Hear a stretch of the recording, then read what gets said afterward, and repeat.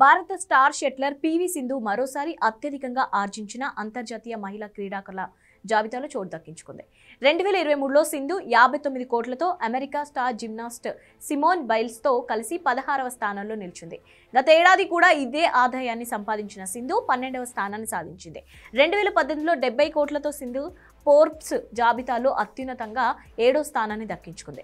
2023లో దాదాపు 198 కోట్ల ఆదాయంతో టెన్నిస్ స్టార్గా స్వైటెక్ అగ్రస్థానం దక్కించుకుంది. మొత్తానికి బ్యాడ్మింటన్ క్రీడను కెరియర్గా ఎంచుకొని కూడా 100 కోట్లు సంపాదించవచ్చని తెలుగు తేజం పివి సింధు తేల్చి చెప్పింది. ప్రపంచవ్యాప్తంగా అత్యధికంగా సంపాదించిన మహిళా అథ్లెట్ల జాబితాలో ఈ తెలుగమ్మాయి 16వ స్థానంలో ఉంది. గత కొన్ని సంవత్సరాలుగా ఈ జాబితాలో ఉంటున్న సింధు 2018లో టాప్ 10లో నిలిచింది.